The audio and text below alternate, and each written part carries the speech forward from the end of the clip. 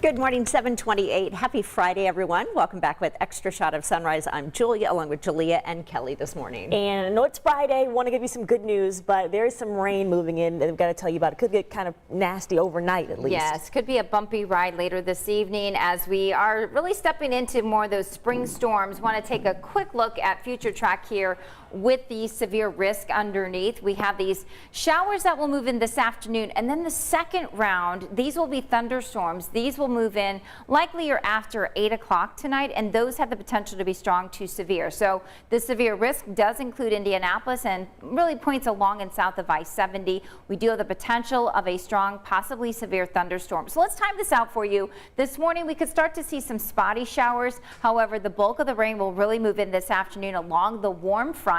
Widespread rain this afternoon, that will lift up to the north. We'll see several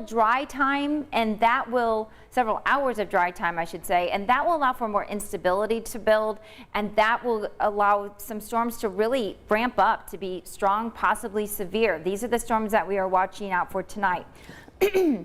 We have the potential for damaging winds, large hail, and as I mentioned, rotation, some tornadoes will be possible as well. This will lift off to the north, likely or after midnight tonight, and then that severe potential will really diminish. We'll see highs topping out into the mid-60s. Later this afternoon, we drop down into the mid-40s tomorrow morning. Tomorrow, it's going to be a raw and wet day. Temperatures will fall throughout the morning hours, and then we will see temperatures basically hovering in the mid-40s tomorrow afternoon. And still some spotty showers around. Wind chill values will make it feel like it's actually in the mid-30s. And then as we get into Sunday, though, much better. Highs in the low 60s, sunshine to wrap up the weekend. We're back into the low 70s on Monday. And then just with the spring activity, more showers and storms likely Tuesday and Wednesday of next week. Well, we've got to have a cold and rainy Saturday. At least it's kind of, we had warm weather before it, and then we have like a warmer weather after it. So it's not terrible. I guess we can take that. Well, let's talk about something a little bit brighter then. Talking about Chipotle chips, the tortilla chips anyway. So a lot of you love these, and they could actually be soon made by a robot. So it's a kitchen robot named Chippy, being taught how to cook Chipotle's chips so the people who work there can, I guess, focus on the main dishes. Chipotle is currently testing this at their innovation hub in California. It'll make its debut in the southern part of the state later this year. And so I guess we'll have to wait and see when we could see something like this here in central Indiana. I'm not a huge Chipotle fan. Oh, really? Yeah, I just feel like it's hit or miss for fans anyway. I'm not saying the food is hit or miss. I think I went to Moe's a lot when I was younger, and I'm like, I just never got on the Chipotle like train. But whenever I've had Chipotle, it's been good. I just don't crave it the way that I feel like. I feel like there's no in between. It's like either you're like a good Chipotle, but I can't say that I'm a fan of the chips. So I don't care if they're made by a robot or just whomever. It's not going to bother me either. But as long as you have the guacamole. Yeah, exactly. Exactly. So I'm a fan of that. All right. Well, engineers at MIT claim to have invented a fabric that can listen. You heard that right. What? The newly engineered fabric works like a microphone using tiny ultra-sensitive flexible fibers woven through the material that responded to even the softest of sounds, so they say. So the fabric then converts the audible signals into electrical ones, feeding back information like a sound's precise direction, that is.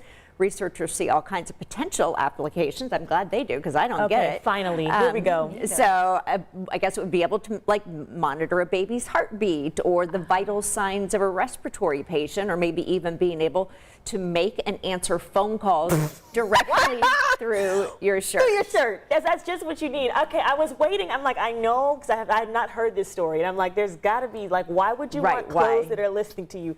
They had me at the baby monitoring. I'm like, that. Oh, that's cute. Why did make a phone call?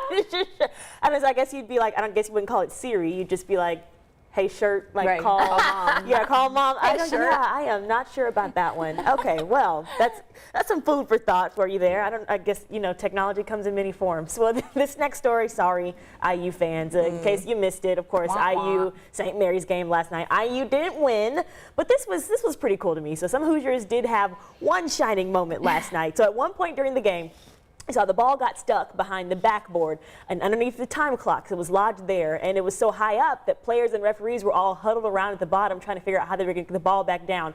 So they actually had a step stool. They were trying to like poke it with a broom. Still wasn't tall enough. So who do we call?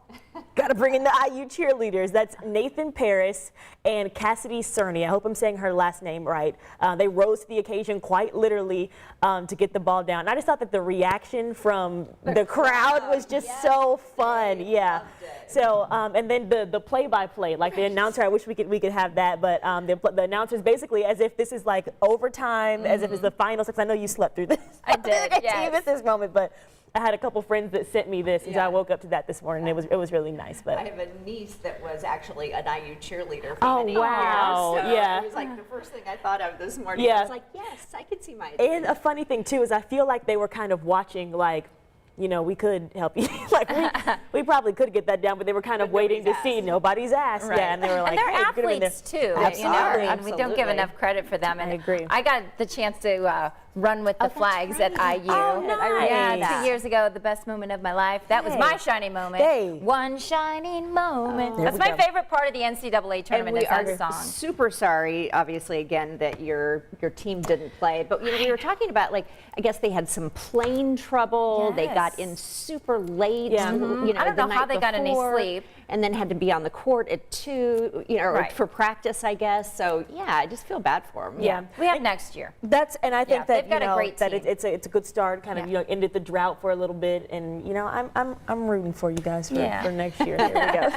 All right, well, you know, I'll need to cheer on my Boilermakers. Yeah. All right, Purdue takes on Yale this afternoon at 2 p.m. And then Notre Dame, another game we can cheer for here. They're taking on Alabama. That's at 4:15. So, no, I'm not a Purdue grad, but my daughter is a student there. Okay, well so. then you're a Purdue student by Yes. You're paying for Oh, it. absolutely, yeah. Education, so So yeah. you're a Boilermaker by association, absolutely. Exactly. Yeah. I have Purdue going to the final round. Really? Yes. Perfect. 'cause Well, they have a great I think team. they're number 3 seed, and Yale is 14. So I think, you know, they should do They pretty have a good well shot today. So if anyone has their bracket still intact, I know that a lot of people after Kentucky did not take it home last night. People were like, well, that's, you know, let's wrap this up.